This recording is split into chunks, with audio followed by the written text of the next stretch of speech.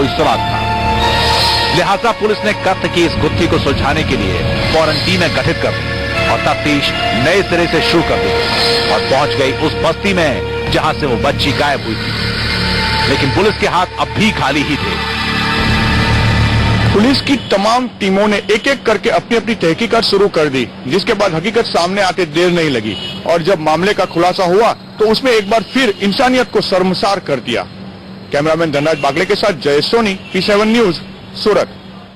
तो पुलिस की तफ्तीश अब भी जारी थी। इसी बीच उसके हाथ लगा एक ऐसा सबूत जिसे देखने के बाद एक बार फिर पुलिस को नई उम्मीद जग गई। लिहाजा पुलिस की तरफ से इस कत्ल की गुत्थी को सुलझाने के लिए बनाई गई तमाम टीमें नए सिरे से केस की तफ्तीश फिर से शुरू कर दी और जब मासूम के कत्ल की हकीकत सबके सामने आई तो पुलिस भी हैरान रह गई।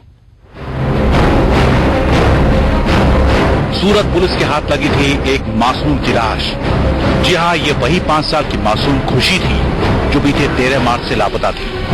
खुशी की तलाश के लिए पुलिस पर भी दबाव बढ़ रहा था, लेकिन तमाम कोशिशों के बावजूद भी खुशी के घर वालों को खुशी नहीं मिली। गम के अंधेरे में परिवार डूबता गया, हर कोशिश नाकाफी थी। लिहाजा तफ्तीश के दौरान पुलिस ने सबसे पहले उस इलाके को अपने निशाने पर लिया जहां खुशी अपने माँ बाप के साथ रहती थी। 10 किलोमीटर का जहां से मिसिंग हुआ और वहां से जहां डेड बॉडी मिली 10 किलोमीटर का अंतर है। सब जगह सब टीमें पार के उसका इन्वेस्टिगेशन शुरू किया। पुलिस की तफ्तीश अभी भी जारी थी। इसी बीच पुलिस के हाथ लगी सीसीटीवी में कैद एक तस्वीर, जिसे देखने के बाद पुलिस को उम्मीद जगी। जी हां, सीसीटीवी कैमरे में कैद थी उस शख्स की तस्वीर जिसके साथ खुशी को आखिरी दफे देखा गया था। लिहाजा पुलिस ने भी फौरन तफ्तीश शुरू कर दी और पहुंच गई इस इलाके में जहां से खुशी लापता हुई थी। जी हां, तस्वीर में कैद था वो शख्स जिसके साथ खुशी को आखिरी बार देखा गया था। पुलिस ने फौरन उस शख्स की तलाश तेज कर दी और पहुंच गई उस इलाके में जहां से खुशी लापता हुई थी।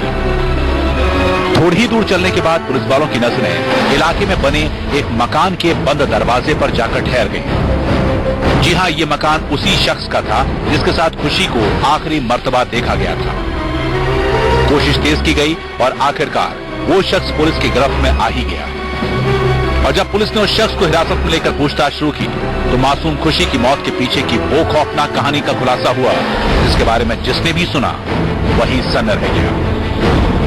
उसके पड़ोस में ही रहने वाला लड़का जिसका नाम है संतोष रणजीत महाराणा, जो उड़ीसा का है और वहां रहता है और यहाँ जहाँ से डेड बॉडी मिली है वहां पे पीछे फैक्ट्री में काम करता है। वो वहाँ का इलाका का जानकार था। उसके इंट्रोगेशन में उसका शरीर स्थिति देखा हमने तो हमको डाउट पड़ा, उसको हम ले आए और उसका इंट्रोगेशन करते करते उसने पूरा डिटेल पुलिस के सामने कबूल किया और उसको हमने इस गुने में अरेस्ट किया है।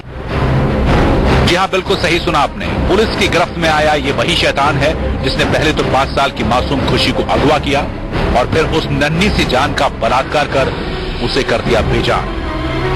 जरा गौर से देखिए नकाब में चेहरा छुपाए इस शैतान को।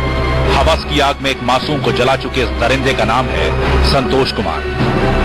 संतोष सूरत के ही एक कपड़ा फैक्ट्री में मजदूरी करता था और इसी इलाके में बतौर पेइंग गेस्ट रहता था। लिहाजा ये खुशी के साथ काफी घुल मिल गया था, लेकिन इसकी नीयत तो कुछ और ही थी। लिहाजा 13 मार्च को मौका पाकर इस हैवान ने पहले तो खुशी को अगवा किया और फिर इलाके से 10 किलोमीटर दूर इसी खंडरनुमा मकान में ले जाकर अपनी हवस की भूख को शांत कर दिया। इतना ही नहीं, उसे इस बात का भी खौफ सता रहा था कि कहीं इसकी करतूत दुनिया के सामने न आ जाए। लिहाजा इस शैतान ने इसी जगह पर मासूम खुशी की गला दबाकर हत्या कर दी। लेकिन कहते हैं कि गुनहगार कितना भी चातुर क्यों न हो, अपने पीछे वो हर गुनाह के निशान छोड़ ही जाता है। संतोष के साथ भी कुछ ऐसा ही हुआ।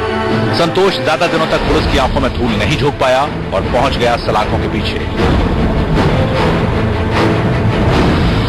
कानून भले ही उसे उसके किए की मुकम्मल सजा दे दे, लेकिन जो जख्म खुशी के परिवार वालों को मिला है कानून की किताब में भी शायद उसके लिए कोई मरहम नहीं है। सूरत से जय सोनी के साथ उत्तम आनंद वत्स, P7 न्यूज।